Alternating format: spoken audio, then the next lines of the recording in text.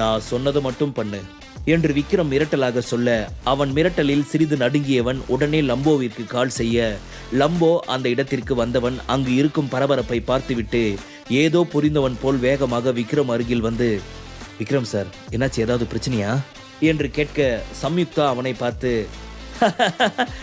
என்னது சாரா, இந்த waste fellow உனக்கு சாரா என்று அவள் சிரித்துக்கொண்டே சொன்ன மறுகணம் அவள் பக்கம் திரும்பி முறைத்த லம்போ, இன்னொரு வார்த்தை எங்க விக்ரம் சார் பத்தி ஏதாவது பேசின உன் உயிர் இருக்காது. இவர் யாருன்னு நினைச்சுக்கிட்டு இருக்க? எங்க ஹெட் விக்ரம் சார். நீ இன்சல்ட் பண்ற மாதிரி பேசிக்கிட்டு இருக்கியா என்று கேட்டதும் அவர்கள் இருவருக்குமே அதிர்ச்சியாக இருந்தது. அதே சமயம் லம்போவின் மிரட்டலால் அவர்களுக்குள் பயமும் தோன்றியது. ஃபங்க்ஷனுக்கு உங்களை ஒரு ஆளா மதிச்சு இன்வைட் பண்ணியிருக்காங்கன்னா நீங்களும் அதுக்கு தகுந்த மாதிரி ஃபங்க்ஷனுக்கு வந்தமா, அட்டன் பண்ணமா, நல்லபடியா இங்கிருந்து கிளம்பணுமா அப்படின்னு தான் இருக்கணும். அதை விட்டுட்டு இங்க இருக்கிற விஐபி கூட எல்லாம் பிரச்சனை பண்ணிக்கிட்டு இருக்கிறது எந்த விதத்துல நியாயம்? உங்களுக்கு கொஞ்சம் கூட மேனஸ் அப்படின்றது கிடையாதா? நான் யாருக்கிட்டையுமே இந்த அளவுக்கு பொறுமையா பேசினது கிடையாது. உங்க 2 பேர்கிட்டையும் இன்னைக்கு பொறுமையா பேசுறேன்னா இப்போ இங்க நடந்துகிட்டு இருக்கிற இந்த ஃபங்க்ஷன் உங்களால கெட்டு போயிட வேணாம்னு தான். இந்த ஃபங்க்ஷனை என்ஜாய் பண்ணிட்டு இருக்கிறவங்களுக்கு உங்களால எந்த ஒரு டிஸ்டர்பன்ஸும் வந்துட வேணாம்னு தான் நினைக்கிறேன். பட் இதோ இருக்கிறாரு விக்ரம் சார், இவர் மட்டும் இப்போ ஊன்னு ஒரு வார்த்தை சொல்லட்டும், நிச்சயமா உங்க 2 பேரோடைய கழுத்தையும் பிடிச்சி வெளியே தள்ளாம விட மாட்டேன். ஸோ இது நான் உங்களுக்கு தர ஃபைனல் வார்னிங். அதனால ஒழுங்கு மரியாதையா இந்த இடத்தை விட்டு போய் வேற எங்கேயாவது நின்று உங்க ஃபங்க்ஷன் என்ஜாய்மெண்ட் மூட ஸ்டார்ட் பண்ணுங்க. நான் இவ்வளவு சொல்லியும் அதை கேட்காம மறுபடியும் நீங்க இங்கேயே நின்று எங்க விக்ரம் சாருக்கு தொந்தரவு கொடுத்துட்டு இருக்காதீங்க, புரியுதா என்று அவர்களை பார்த்து மிரட்டலாக சொன்னான் லம்போ. விக்ரமிற்கு முன் தங்களை இழிவாக பேசியதை தங்களுக்கு நேர்ந்த அவமானமாக நினைத்த சம்யுக்தா கோபமாக லம்போவை பார்த்து, ஏய், என்ன நினைச்சிட்டு இருக்க உன் மனசுல? விட்டா ஓவரா பேசிக்கிட்டே இருக்க. இவனே ரோட்ல திரியிற வீணா போனுவன், இவனை நீ உன் பாஸ்னு சொல்லிட்டு என்ன அதிகாரம் பண்ணிட்டு திரியிறியா என்று கோபமாக கத்தியவள் பவன் பக்கம் திரும்பி அவனிடம், பவன், என்ன நினைச்சிட்டு இருக்க உன் மனசுல? இவன் யாரு? இவன் நம்மளை மிரட்டிட்டு இருக்கான். ஆனா நீ எதுவுமே பேசாம அமைதியா வேடிக்கை பார்த்துட்டு நின்றுட்டு இருக்க. இம்மீடியட்டா டேனிக்கு கால் பண்ணு என்று அவள் சொல்ல, தனது பாக்கெட்டில் இருந்து மொபைலை எடுத்து பவன் லம்போ பக்கம் திரும்பி, ஏய், உன் பேர் என்ன சொன்ன? லம்போ அப்படிதானே? ஏதோ சொன்ன. உனக்கு எங்க 2 பேரையும் யாருன்னு தெரியுமா இல்ல தெரியாதா? இங்க இருக்கிற டைரக்டர்ஸ் கூட எங்களை பார்த்து ரொம்ப மரியாதையா நடந்துக்கிறாங்க. ஆனா சாதாரண பாடி கார்ட்ஸோட ஹெட் நீ எங்க 2 பேரையும் மரியாதை இல்லாம பேசிக்கிட்டு இருக்க. நாங்க நினைச்சா உன் கையில் இருக்கிற இந்த வேலையை இப்பவே இம்மீடியட்டா எங்களால காலி பண்ண முடியும். வேலை இல்லாட்டி உன்னோட நிலைமை என்ன ஆகுன்னு கொஞ்சம் யோசிச்சு பாரு. அந்த மாதிரி எந்த ஒரு அசம்பாவிதமும் நடக்காம இருக்கணும்னு நீ நினைச்சனா இந்த வீணா போன விக்ரம உடனே இங்கிருந்து அனுப்பு. இல்லையா நான் சொன்னதை கேட்காம மீறி உன் திமிருக்கு எங்களை மிரட்டிக்கிட்டே இருந்த ஒரே ஒரு ஃபோன் கால் போதும், உன் வேலை இம்மீடியட்டா உன்னை விட்டு பறந்து போயிடும் என்று தன் கையில் இருந்த மொபைலை அவனை நோக்கி உயர்த்தி காட்டியவாறு சொன்னான் பவன். சம்யுக்தா, பவன் இருவருமே லம்போவை அதிகம் பொருட்படுத்தவே இல்லை. லத்தீன் குழுவின் பாதுகாப்பு தலைவராக லம்போ இருந்தாலும் ஏனோ அவனை பார்ப்பதற்கு தண்ணீர், டீ, காஃபி வழங்கும் ஒரு பியூன் போலதான் தெரிந்தான் அவர்கள் இருவரது கண்ணிற்கும். அவனை முற்றிலும் ஒரு வேஸ்ட் என்று நினைத்தார்கள் அவர்கள் இருவரும். விக்ரம் எதுவும் பேசாமல் டீயை குடித்துக் கொண்டிருந்தான். ஆனால் லம்போவின் கண்கள் மிகவும் கோபமாக இருந்தன. சம்யுக்தாவை கோபத்துடன் முறைத்து பார்த்தவாறு அவளை நோக்கி 2 அடி எடுத்து வைத்தான். அதை கண்டு மனதளவில் பயந்தவள் எங்கே வெளியில் தனது பயத்தை வெளிக்காட்டிவிட்டால் தன்னால் விக்ரமை அவமானப்படுத்த முடியாதோ என்று நினைத்து தன்னை தானே சமாதானப்படுத்தி கொண்டவள் லம்போ தன் அருகில் வரும் முன் கோபமாக கத்த ஆரம்பித்தாள். ஏ விக்ரம், உன் காது என்ன செவிடா? முட்டாள், நான் உன்னை இங்கிருந்து போக சொன்ன. நான் சொன்னது உனக்கு காதுல விழுந்துச்சா இல்லையா என்று அவள் கத்த, நீயே ஒரு வேஸ்ட் ஃபெல்லோ, உன்கிட்ட வாழ்றதுக்கு கூட போதுமான பணம் இல்லை. உன்ன மாதிரி ஒருத்தன் இந்த அளவு காஸ்ட்லியான ஒரு ஃபங்க்ஷன்ல இருக்கிறது இந்த ஃபங்க்ஷனுக்கே அவமானம். இமீடியட்டா இங்கிருந்து வெளியே போ என்று பவனும் கத்தினான். ஆமா, பவன் சொல்றது 100% கரெக்ட். நீ இந்த இடத்துல இருக்க இந்த ஃபங்க்ஷனுக்கு தான் அசிங்கம். அதை மனசுல வச்சுக்கிட்டு அழகா இருக்கிற இந்த ஃபங்க்ஷனை அசிங்கப்படுத்தாம இங்கிருந்து மரியாதையா கிளம்பி போயிடு என்று சொன்னவள் லம்போ பக்கம் திரும்பி, ஏ இடியட், நான் சொல்றது உனக்கு புரிஞ்சிச்சா இல்லையா? ஒழுங்கு மரியாதையா இந்த வேஸ்ட் ஃபெலோவை வெளியே அனுப்பு. இல்ல கொஞ்ச நேரத்துக்கு முன்னாடி பவன் உன்கிட்ட சொன்னானே உன் வேலை காலி ஆயிடும்னு, அதுதான் நடக்கும். எப்படி உனக்கு வசதி என்று திமிராக சிரித்து கொண்டே கேட்க லம்போ அவளது கன்னத்தில் பலார் என்று ஒரு அறை விட்டிருந்தான். ஏதோ தீயை கொளுத்தி கன்னத்தில் போட்டது போல் சம்யுக்தாவின் கன்னம் எரிய ஆரம்பித்தது. அவன் அறைந்த அந்த ஒற்றை அடி அந்த அளவிற்கு காட்டமாக இருந்தது. அவள் முகம் பாதி வீங்கி போனது. அங்கு நின்றவர்கள் அனைவருமே அவள் அடி வாங்கியதை தான் கண்ணிமைக்காமல் பார்த்து கொண்டிருந்தனர். சுற்றி முற்றி நின்றவர்கள் அனைவரையும் ஒரு பார்வை பார்த்தவள் மிகுந்த அவமானத்துடன் கோபமாக லம்போ பக்கம் திரும்பி, ஆஃப்டர் ஆல் ஒரு வேலைக்காரன் நீ என்ன கை நீட்டி அடிக்கிறியா? கண்டிப்பா இதுக்கு நீ அனுபவிச்சே தீருவ என்று அவள் சொல்ல, பவனால் தனது கோபத்தை கண்ட்ரோல் செய்ய முடியாமல், உனக்கு எவ்வளவு தைரியம் இருந்துச்சுன்னா நீ என் சிஸ்டர் மேலவே கை வைப்ப என்று சொல்லி லம்போவை அடிக்க அவன் முன்னே வர அவனது கையை மடக்கி பிடித்த லம்போ அவனது முதுகில் ஓங்கி ஒரு குத்து குத்தினான். வலியை தாங்கிக் கொள்ள முடியாத பவன் அழ ஆரம்பித்தான். இத்தனை நேரம் அந்த இடத்தில் ஒரு சிலர் மட்டுமே நின்று அங்கு நடப்பதை வேடிக்கை பார்த்து கொண்டு இருந்தனர். ஆனால் லம்போ அவனை அடிக்க ஆரம்பித்ததும் விஷயம் மிகவும் சீரியஸாக செல்ல ஆரம்பித்தது. அதனால் இதற்கு முன் இருந்த கூட்டத்தை விட இப்பொழுது கூட்டம் இன்னும் 2 மடங்காக அதிகரித்தது. அவர்கள் அனைவருமே லம்போ கையில் அடி வாங்கி கொண்டிருக்கும் சம்யுக்தாவையும் பவனையும் மாறி மாறி பார்க்க ஆரம்பித்தனர். ஒரு கட்டத்திற்கு மேல் வலி தாங்க முடியாத அவர்கள் இருவருமே லம்போவிடம் தங்களை விட்டுவிடுமாறு கெஞ்ச ஆரம்பித்தனர். அங்கு நின்று கொண்டிருந்த அனைவரும் அவர்கள் இருவரும் அடி வாங்குவதை வீடியோ எடுக்க ஆரம்பித்தனர். இன்னும் ஒரு சிலரோ அதை சோசியல் மீடியாவில் லைவ் வீடியோவாக டெலிகாஸ்ட் செய்து கொண்டிருந்தனர். ராய் குடும்பத்தின் வாரிசுகளின் தற்போதைய அவல நிலை என்றும் தவளை தன் வாயால் கெடும் என்றும் பல டேக்லைன்கள் போட்டும் அவர்களது வீடியோவை சோசியல் மீடியாஸில் முழுவதுமாக வைரலாக்கி கொண்டே இருந்தனர்.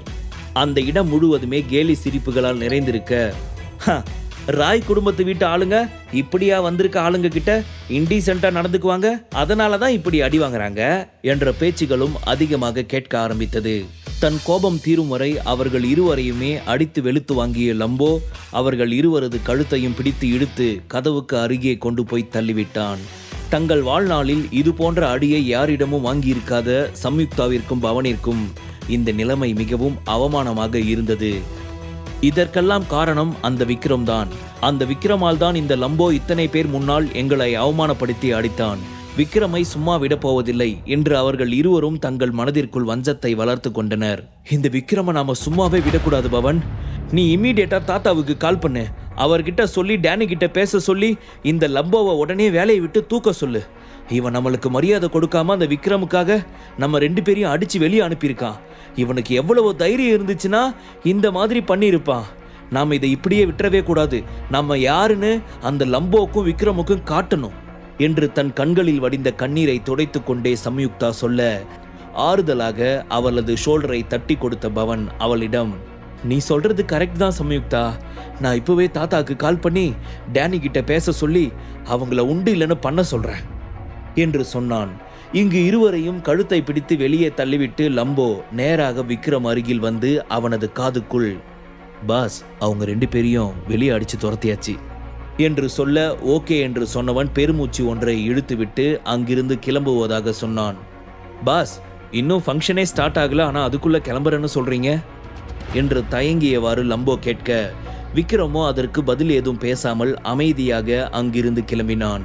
ஆனால் அவன் கிளம்புவதற்கு காரணம் ஏனோ சுரபி தன்னுடன் இந்த இடத்தில் இருந்திருந்தால் நன்றாக இருந்திருக்கும் என்று நினைத்தவனுக்கு அவள் இல்லாமல் இந்த ஃபங்க்ஷனை அட்டன் செய்வது அவன் மனதிற்கு ஏனோ வருத்தமாகத்தான் இருந்தது. அது மட்டும் இல்லாமல் சுரபி தனக்கு ஒரு பிரச்சனை என்று அழுகுரலோடு போனில் பேசியது அவனது காதில் ஒலித்து கொண்டே இருந்தது. சீக்கிரம் அவளிடம் சென்று அவளை சரி செய்ய வேண்டும் என்று நினைத்தவன் அதற்கு மேலும் ஒரு நொடியும் தாமதிக்காது அங்கிருந்து கிளம்பி நேராக சுரபி இருக்கும் இடத்தை நோக்கி சென்றான். அதே சமயம் இங்கே கோலாகலமாக நடந்து கொண்டிருந்த தீனதயாளன் யஷ்வந்தின் புருஷோத்தமன் ஆர்னமெண்ட்ஸ் கம்பெனி திறப்பு விழாவில் விஐபி டைனிங் டேபிளில் சுரபியும் அவளது பெற்றோரும் அமர்ந்திருந்தனர். அவர்களுக்கு முன்னால் விதவிதமான உணவு வகைகளும் பல வண்ண நிறங்களில் கூல்ட்ரிங்க்ஸும் இருந்தது. பார்ப்பவர்கள் அனைவருக்கும் பசியையும் நாவின் ருசியையும் தூண்டும் விதமாக அந்த உணவு வகைகள் அடுக்கப்பட்டு இருந்தாலும் சுரபி மற்றும் அவள் பெற்றோர்களின் மனது ஏனோ அந்த சாப்பாட்டில் நாட்டமே இல்லாமல் இருந்தது. காரணம், புருஷோத்தமன் குடும்பம் மொத்தமும் இவர்கள் 3 பேரையும் அந்த அளவிற்கு மோசமாக அவமானப்படுத்தி இருந்தனர். சுரபி புருஷோத்தமன் குடும்பத்தினருடன் நீண்ட நேர விவாதத்திற்கு பிறகு அவர்களின் நிபந்தனைகளுக்கு சம்மதிக்க வேண்டியதாயிற்று. புருஷோத்தமன் குடும்பத்தில் உள்ள அனைவருக்கும் தலா 5 லட்சம் ரூபாய் வீதம் 5 கோடி வழங்க அவள் ஒப்புக்கொண்டாள். இவளது இந்த முடிவு கேட்பவர்களுக்கு முட்டாள்தனமாய் இருந்தாலும் சுரபிக்கு வேற வழியே இல்லை. அந்த அளவிற்கு மோசமாக தீனதயாளனும் யஷ்வந்தும் அவளை லாக் செய்து இருந்தனர். புருஷோத்தமன் குடும்பத்தில் உள்ள அனைவருக்கும் தலா 5 லட்சம் ரூபாய் கொடுக்க வேண்டும். இல்லை என்றால் அவள் இப்பொழுது ரன் செய்து கொண்டிருக்கும் கம்பெனியை அவர்கள் பெயரில் மாற்றி தர வேண்டும். இல்லை என்றால் அவள் மீதும் அவள் குடும்பத்தினர் மீதும் கேஸ் போட்டு அவர்களை மிகவும் மோசமான நிலைக்கு ஆளாக்கி விடுவதாக தீனதயாளனும் யஷ்வந்தும் அவளை மிரட்ட, எப்படியும் தன்னை விக்ரம் இந்த பிரச்சனையில் இருந்து காப்பாற்றி விடுவான் என்ற ஒரு தைரியத்தில் இப்பொழுது தற்போதைக்கு அவர்களிடம் குடும்பத்தில் உள்ள அனைவருக்கும் தலா 5 லட்சம் ரூபாய் வீதம் 5 கோடி தருவதாக ஒத்துக்கொண்டிருந்தாள். தீனதயாளன், யஷ்வந்த் அவர்கள் இருவரது நோக்கமும் எப்படியாவது சுரபியை வீழ்த்திவிட வேண்டும் என்பதில் மட்டுமே குறிப்பாக இருந்தது. அதனால் இப்படி 5 கோடி ரூபாயை அவள் செலவு செய்தால் நிச்சயம் அதன் மூலம் அவளது கம்பெனிக்கு இன்வெஸ்ட்மெண்ட் செய்ய வேண்டிய இடத்தில் இன்வெஸ்ட் செய்ய முடியாமல் தடுமாறுவாள். இதன் மூலம் அவளது பிசினஸ் வீழ்ச்சி அடையும் என்ற கணக்கு போட்டவர்கள் அதன் பின் எதுவும் பேசாமல் அந்த கூட்டத்தை கலைத்தனர். அதன் பின் பரபரப்பாக அங்கிருந்த அனைவரும் தங்களுக்குள் ஏதோ பேசி சிரித்தவாறு சாப்பிட்டு கொண்டிருக்க, அந்த சலசலப்பை கலைக்கும் விதமாக யஷ்வந்த் தனது கைகளை உயர்த்தி, "கைஸ், ஒரு நிமிஷம் எல்லாரும் இங்கே கவனிங்க" என்று சொல்ல அவர்கள் அனைவரது பார்வையும் குரல் வந்த பக்கம் திரும்பியது. அங்கே யஷ்வந்த், தீனதயாளன் மற்றும் அவர்கள் இருவருக்கும் அருகில் புதிதாக இன்னும் 2 பேரும் நின்று கொண்டிருந்தனர். அவர்களை பார்த்த புருஷோத்தமன் குடும்பத்தினர் அனைவரும், "யார் இந்த 2 பேரு?" என்று தங்களுக்குள் கேட்டுக்கொண்டனர். அவர்களின் கேள்வி தீனதயாளனின் காதில் விழுந்து விட்டதோ என்னவோ சிரித்து கொண்டே அவர்களை பார்த்து, "இவங்க 2 பேருமே மேத்தா ஃபேமிலி வணிக பிரதிநிதி. ஆரம்பத்தில் இருந்து இப்போ வர எங்களோட ஒரு நல்ல ரிலேஷன்ஷிப்ல இருந்துட்டு வராங்க. இவரு மிஸ்டர் லூயிஸ், லத்தீன் குரூப்ஸோட துணைத் தலைவர், அண்ட் இவரு மிஸ்டர் ஆர்யா" என்று அவர்கள் இருவரையும் தங்கள் குடும்பத்தினருக்கு அறிமுகப்படுத்தி வைத்தார் தீனதயாளன். "உங்களுக்கு இருக்கிற பிஸி ஸ்கெடியூலை கன்சிடர் பண்ணாம நாங்க கூப்பிட்டமேனு இந்த பார்ட்டிக்கு வந்ததுக்கு உங்க 2 பேருக்குமே வெரி பிக் தேங்க்ஸ். நாங்க டிசைன் பண்ணியிருக்கிற எங்க ஜுவல்ஸ் எல்லாத்தையும் நீங்க பார்க்கணும்னு நான் ஆசைப்படுறேன். அதுக்கு முன்னாடி எங்க கூட சேர்ந்து நீங்களும் சாப்பிட்டீங்கன்னா நல்லா இருக்கும்னு நான் நினைக்கிறேன். அப்பதான் இந்த பார்ட்டி ஒரு ஃபுல்ஃபில் ஆன மாதிரி எனக்கு ஒரு ஃபீல் கிடைக்கும். ப்ளீஸ் கண்டினியூ வித் அஸ்" என்று சொன்ன தீனதயாளன் அவர்கள் பதிலுக்காக காத்திருக்க, "யா ஷுவர்" என்று சொன்ன ஆர்யா மேத்தாவும் லூயிஸும் டேபிளில் அமர அவர்களுக்கான உணவு பரிமாறப்பட்டது. அவர்கள் இருவருக்கும் உணவை பரிமாறிக் கொண்டிருந்த சர்வரை தடுத்து நிறுத்திய யஷ்வந்த் ஏதோ யோசித்து சுரபி பக்கம் திரும்பி அவள் அருகில் சென்று, "சுரபி, இந்த சாப்பாடை நீ அவங்களுக்கு பரிமாறணும்னு நான் ஆசைப்படுறேன். அதுக்கு முன்னாடி இதை அவங்க கிட்ட கொடு" என்று சொல்லி மிகப்பெரிய ஒயின் பாட்டில் ஒன்றை அவளிடம் நீட்டினான். சுரபிக்கு யஷ்வந்தின் இந்த பேச்சு துளியும் பிடிக்கவில்லை. கோபமாக அவனை பார்க்க, "என்னம்மா இப்படி பார்க்குற? நான் ஒன்றும் உன்னை குடிக்க சொல்லலைல்ல, அவங்களுக்கு ஊற்றி கொடுக்க தான் சொல்கிறேன். இதில் என்ன தப்பு இருக்கு?